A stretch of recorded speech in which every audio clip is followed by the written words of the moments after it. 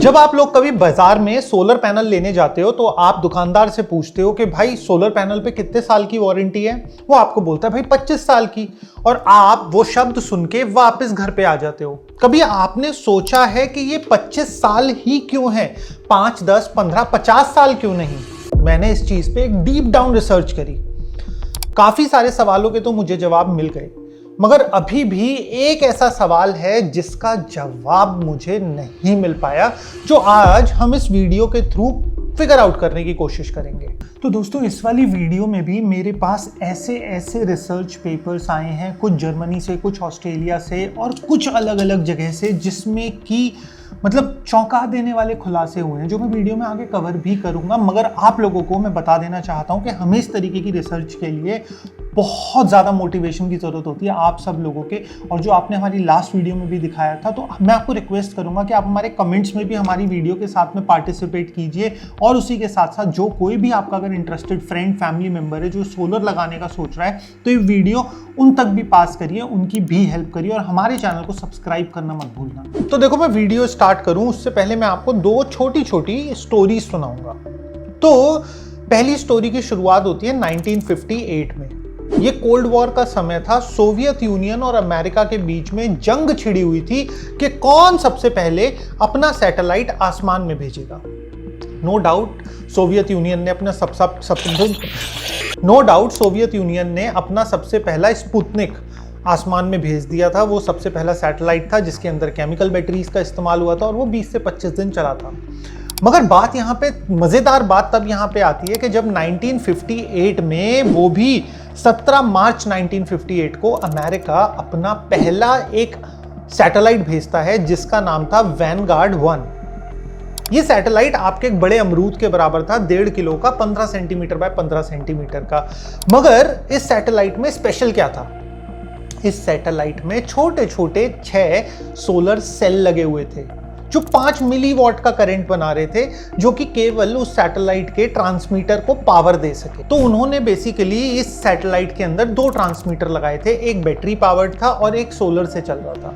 Battery वाला तो 20 दिन में खत्म हो गया क्योंकि बैटरी डिस्चार्ज हो गई, बट सोलर वाला 6 साल तक अपने सिग्नल्स ट्रांसमिट करता रहा। तो अब सोच के देखो, सोलर सेल जो कि -270 डिग्री सेल्सियस से लेके +120 डिग्री सेल्सियस तक स्पेस की हार्श कंडीशंस में 6 साल तक सरवाइव कर पाया। तो इस वाली स्टोरी से हमें पता लगता है कि सोलर पैनल्स बहुत ही रगड और ड्यूरेबल थे, और ये प्रूफ किसी इंसान ने नहीं करा बल्कि स्पेस ने करा। अब मैं आपको सुनाता हूं दूसरी स्टोरी। ये सोलर से डायरेक्टली कनेक्ट है भी और नहीं भी, वो फिगर आउट करके आप मेरे को बताओगे। तो मैं बात कर रहा हूं 1924 जिनीवा की। यहां पे एक सीक्रेट मीटिंग होती है जिसके अंदर पूरी दुनिया के उस समय के बल्ब मेकर्स आपस में मिलते हैं, और इसके अंदर फिलिप्स, ओसराम, जीई, सब कंपनीज के मालिक थे, और ये सब लोग एक सीक्रेट मीटिंग करते हैं। और ये मीटिंग थी बल्ब के लाइफ स्पैन को कम करने के लिए। पहले समय के बल्ब 2500 घंटे चला करते थे, बट इस मीटिंग के अंदर वो डिसाइड करते हैं, जॉइंट मीटिंग में कॉमनली डिसाइड करते हैं, इवन दो ये कॉम्पिटिटर्स थे, बट स्टिल एक कॉमन कंक्लूजन निकालते हैं कि भाई हमारी कंपनीज द्वारा बनाया गया कोई भी बल्ब 1000 घंटे से ज्यादा नहीं चलेगा, और अगर किसी का बल्ब 1000 घंटे से ज्यादा चला तो उसको पीनलाइज करा जाएगा, फाइन लगाया जाएगा। इसके पीछे बेसिक सा रीजन, बल्ब खराब नहीं होगा, आप नया बल्ब खरीदोगे नहीं, कंज्यूमरिज्म का चक्कर, साइकिल कैसे घूमेगा।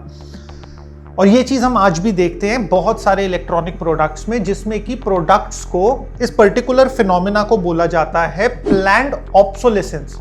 इसका बेसिकली मतलब क्या है कि हम प्लान तरीके से चीज को खराब कर देंगे, फोन्स को स्लो बना देंगे, बल्ब को जल्दी फ्यूज करा देंगे, जिससे कि कंज्यूमर रिपीट परचेज करे उस प्रोडक्ट का। और ये केवल कोई कॉन्स्पिरेसी थ्योरी नहीं है। 1950 में यूएस कोर्ट में प्रूव होता है कि ये मीटिंग हुई थी।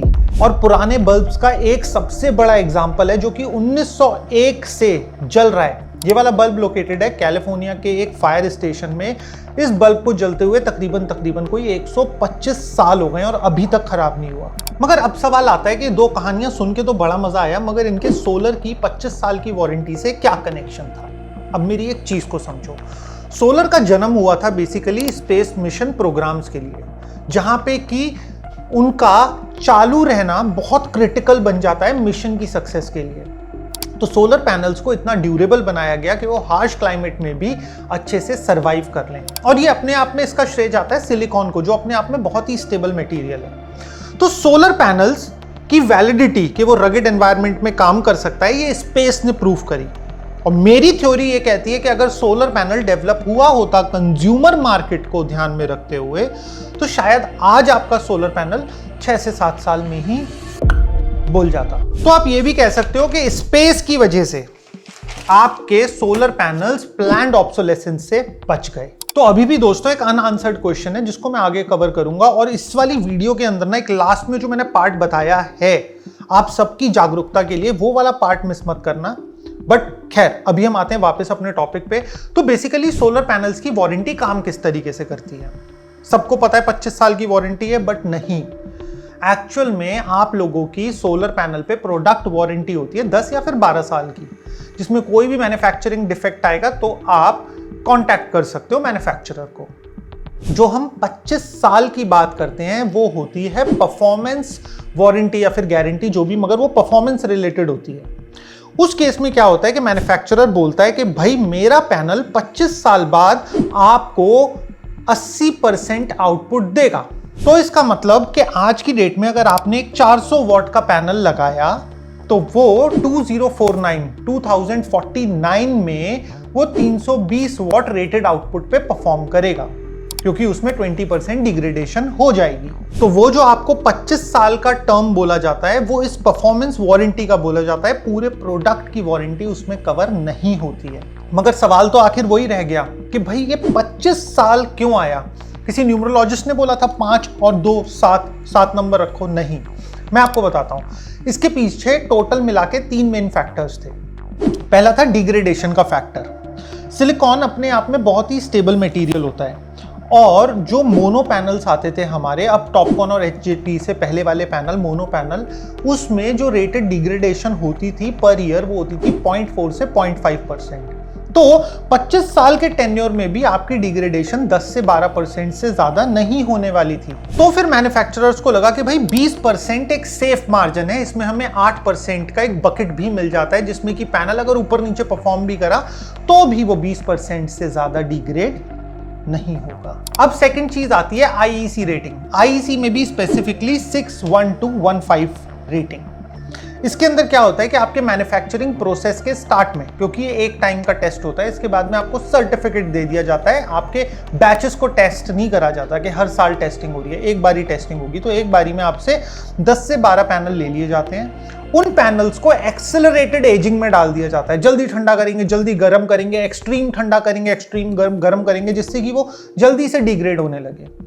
और उसके बाद में जो 25 साल में डिग्रेडेशन होता है उसको ये महज कुछ समय में अचीव कर लेते हैं, और फिर ये पैनल का रेटेड आउटपुट चेक करते हैं। तो इस तरीके से हमारे पास आईईसी रेटिंग्स आती हैं। बहुत सारे लोग आईईसी रेटिंग्स पे ब्लाइंडली बिलीव करते हैं, बट मैं ये आपको पर्सनली बोलता हूं, आप ब्लाइंडली बिलीव मत करो। और भी बहुत सारी रेटिंग्स है जो मैं आगे चल के कवर करूंगा, उनका भी ध्यान रखो। तो सबसे पहली चीज डिग्रेडेशन का फैक्टर देखा। दूसरा, हमने आईईसी रेटिंग से भी चेक करा लिया कि भाई पैनल इतने समय में इतना ही डिग्रेड करेगा। अब तीसरा फैक्टर आता है फाइनेंस का। हर एक सोलर कंपनी एक वारंटी रिजर्व फंड रखती है, जिसके अंदर वो ये फंड इस तरीके से रखती है, कल को अगर वारंटी क्लेम्स आए मेरे पास में तो ये वारंटी रिजर्व फंड में से मैं उन्हें क्लियर कर दूंगी।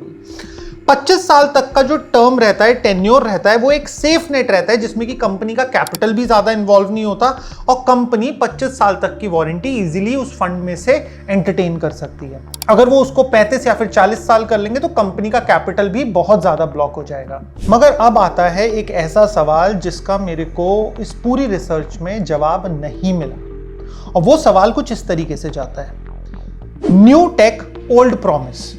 ओल्ड प्रॉमिस मतलब मैंने जो भी रिसर्च आपको बताई, 0.4% डिग्रेडेशन बताया, 0.5% डिग्रेडेशन बताया, आपने अगर नोटिस कराओ मैंने केवल एक पैनल का नाम लिया था, वो मैंने लिया था मोनो पैनल का।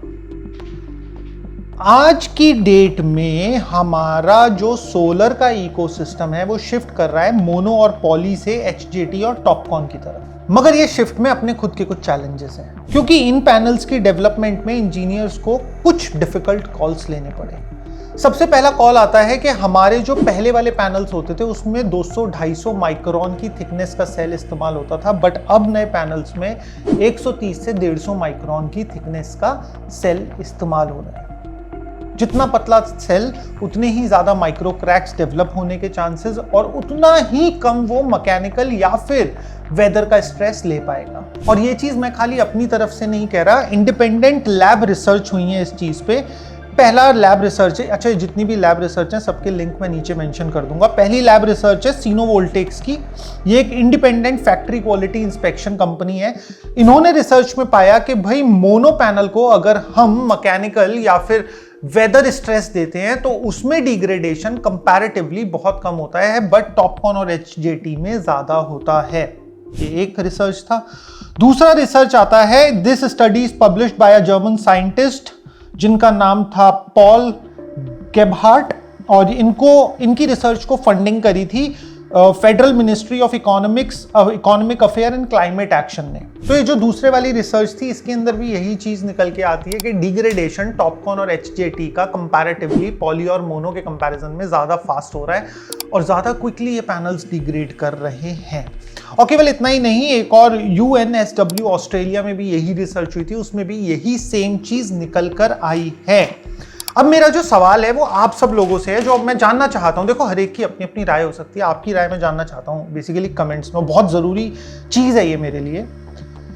क्या ये प्लैन्ड ऑब्सोलेसेंस है सोलर पैनल्स का, जो कि स्टार्टिंग के समय पे स्पेस मिशन के बाद में इंडस्ट्री शायद ना कर पाई हो? अगर मैं आपको अपनी राय बताऊं तो मेरी राय में ये एक अनइंटरप्रेटेड कॉन्सिक्वेंस है। किस चीज का? ज्यादा एफिशिएंट पैनल बनाने का, सस्ते रेट में बनाने का, सोलर को सबसे ज्यादा अफोर्डेबल बनाने का, सोलर की इंस्टॉलेशन के प्रोसेस को ओवरऑल चीप बनाने का, मतलब ओवरऑल कॉस्ट डायनेमिक्स को कम से कम पर लेकर जाने का।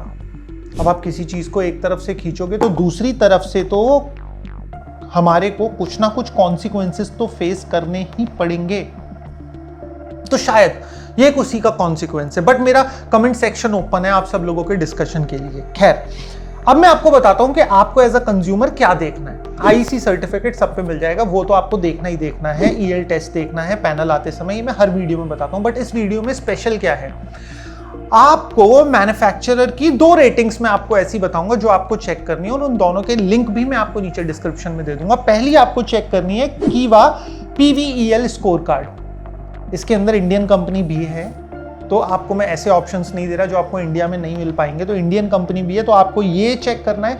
और आपको इसके अलावा चेक करना है RETC सर्टिफिकेट्स, कि किस सोलर पैनल मैन्युफैक्चरर पे ये वाले सर्टिफिकेट्स हैं। और इन दोनों से सबसे बड़ी चीज जो आप एक पैनल लेते हुए चेक कर सकते हो वो है उस कंपनी का ट्रैक रिकॉर्ड, कि कंपनी कितने साल से एग्जिस्ट कर रही है मार्केट में, तो उसका उतना ही चांस बढ़ जाता है आगे भी एग्जिस्ट करने का। एक कंपनी जो 5 साल से एग्जिस्ट कर रही है और 25 साल की परफॉर्मेंस वारंटी दे रही है, तो उसमें डाउटफुल केस क्या हो जाता है कि अगले 2-3 साल में अगर कंपनी बंद हो गई तो आप 25 साल की परफॉर्मेंस वारंटी लेकर कहां पर जाओगे। और इसके अलावा कुछ लोगों को अगर मेरी वीडियो में लग रहा है कि एचजेटी और टॉपकॉन के अगेंस्ट हूं मैं, मेरे को वो पैनल की टेक्नोलॉजी समझ में नहीं आती, तो दोनों ही टेक्नोलॉजी बहुत खूबसूरत टेक्नोलॉजी है, और ऑन पेपर क्या एक्चुअल में भी पैनल ज्यादा एफिशिएंट हैं। बट यहां पे हमारा बात हो रहा है कि क्वालिटी मैन्युफैक्चरिंग को लेके, कि क्या कंपनीज जानबूझ के क्वालिटी में कॉम्प्रोमाइजेस कर रही हैं या फिर क्या क्या नहीं। ये तो देखो मैंने फिर भी आप लोगों के लिए कमेंट सेक्शन में छोड़ दिया है, ताकि आप मेरे को बता पाओ कि वो चीज जो मैंने पहले रिपीट करी थी कि क्या ये एक प्लैन्ड ऑब्सोलेसेंस है सोलर पैनल्स का या फिर नहीं। और इसके अलावा मैंने एक और वीडियो बनाई थी जिसमें मैंने बताया था कि कंपनी किस तरीके से डिच कर देती हैं 25 साल की अपनी वारंटी को, जो वो सोलर पैनल्स पर ऑन पेपर तो देती हैं, बट जब एक्चुअल में वारंटी देने की बात आती है तो वो कहते हैं तू कौन, मैं खामखा। तो अगर आप वो वाली वीडियो देखना चाहते हो तो यहाँ पे लिंक आ रहा होगा, आप अभी के अभी क्लिक करके देख सकते हो।